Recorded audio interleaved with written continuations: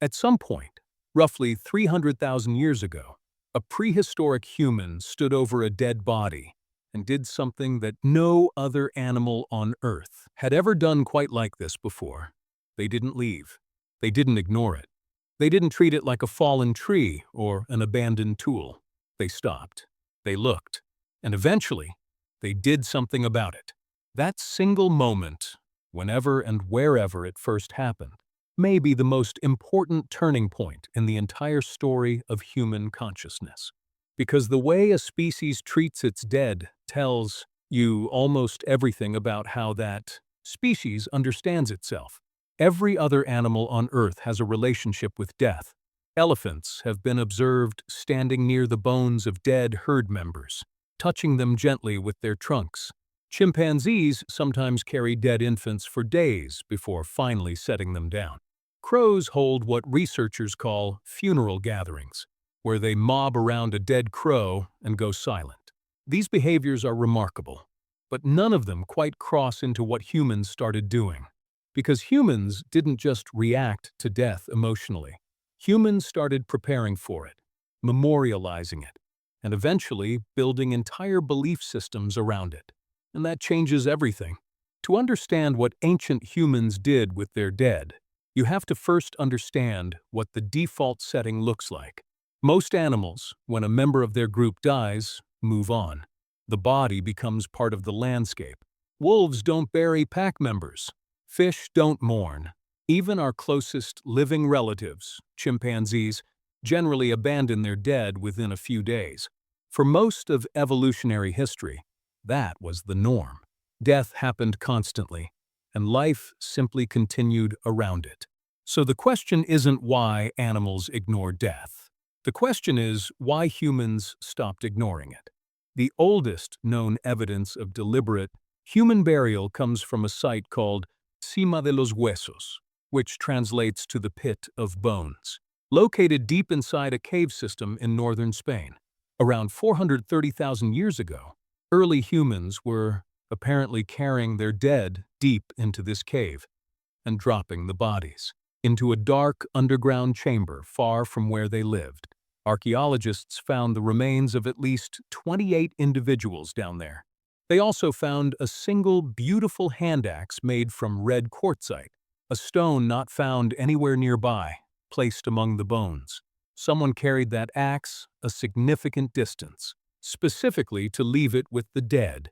Nobody knows exactly what it meant, but the intentionality is undeniable. These were not bodies accidentally falling into a pit. These were deliberate depositions. Someone made a decision. Then there's Shanidar Cave in northern Iraq, excavated in the 1950s and 60s, where archaeologists discovered the remains of Neanderthals buried around 60,000 to 70,000 years ago. One burial in particular caused enormous controversy. The soil around one of the skeletons contained unusually high concentrations of pollen from multiple flowering plants, including grape hyacinths, bachelor's buttons, and hollyhocks. The original researcher, Ralph Selecki, proposed that Neanderthals had placed flowers on the body before burial, not food, not tools, flowers, things that serve no survival purpose whatsoever. Things chosen, possibly, because they were beautiful. The flowers hypothesis has been debated intensely ever since. Some researchers argue the pollen arrived through natural means, perhaps carried in by burrowing rodents. Others find the pattern too deliberate to dismiss. Either way, the Shanidar burials confirmed something significant. Neanderthals were regularly, carefully, and intentionally burying their dead in specific positions, often with deliberate grave arrangements. They were doing something with the bodies, something that mattered to them. And this raises an extraordinary question. What did they think was happening when someone died? Modern humans have thousands of distinct beliefs about death and what comes after. Heaven, reincarnation, dissolution into nature, nothingness. But every single one of those belief systems required something first. It required the cognitive ability to imagine a world that you cannot see, to believe in something beyond immediate physical reality. Psychologists call this capacity for symbolic thought. And burial may be one of the earliest signs that ancient humans had developed it. Because to bury someone intentionally, you have to believe the act means something. You have to understand that the person who died existed, mattered, and is now gone in a way that requires a response. That requires a theory of mind, an awareness of your own consciousness and the consciousness of others. Something remarkably rare in the animal kingdom. Red ochre appears repeatedly in ancient burial sites across multiple continents and multiple time periods. It's a naturally occurring iron oxide pigment with a deep red color, and for some reason, ancient humans kept smearing it on bodies before burial. Sites in Africa, Europe, Asia, and Australia all show evidence of ochre use in burial contexts. Going back hundreds of thousands of years, nobody is entirely certain what it meant. Some researchers believe the red color symbolized blood and therefore life. Others think it had protective or spiritual significance. Some think it was simply beautiful and meaningful in ways we can no longer access. But the repetition across such enormous distances and time periods is striking. Something about marking a body with color mattered deeply to ancient humans, across the entire world, independently and repeatedly. By around 100,000 years ago, in Africa and 40,000 years ago in Europe, burial practices became dramatically more elaborate. Bodies were positioned deliberately, sometimes curled into a fetal position, sometimes laid flat with arms crossed.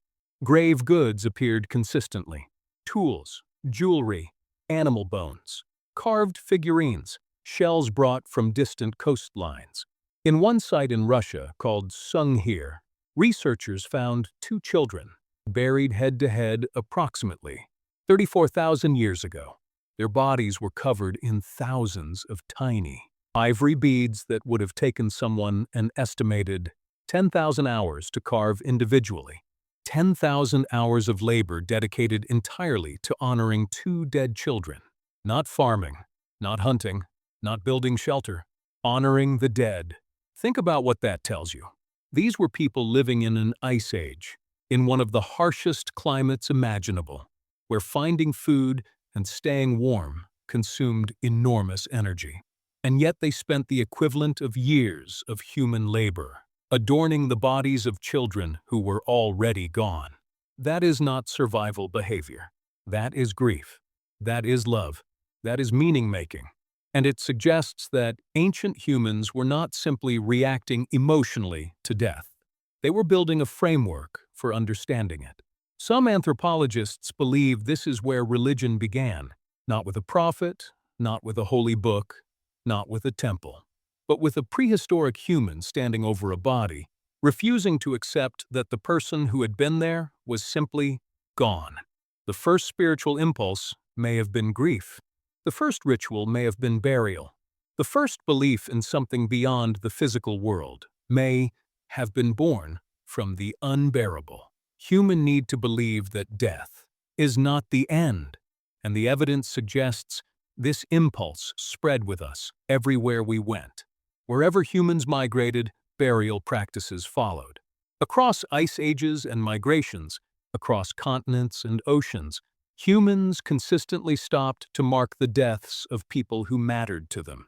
The specific rituals changed dramatically, but the impulse never disappeared. If anything, it became more elaborate over time. Burial led to marked graves. Marked graves led to monuments. Monuments led to pyramids, cathedrals, mausoleums, entire cities of the dead built by the living. The ancient Egyptians constructed one of the most sophisticated civilizations in human history, almost entirely organized around what happens after you die. Here is something worth sitting with. Every culture that has ever existed on Earth has had death rituals. Anthropologists have never discovered a single human society, ancient or modern, that simply discarded its dead without ceremony. That is extraordinary. Language differs across cultures. Food differs. Music differs. Family structures differ. But the impulse to mark a death, to gather, to grieve collectively, and to do something intentional with the body is universal. It may be the most human thing we do. And underneath all the funerals you have ever attended, all the gravestones you have ever read, all the obituaries and eulogies and moments of silence, this ancient impulse is still running.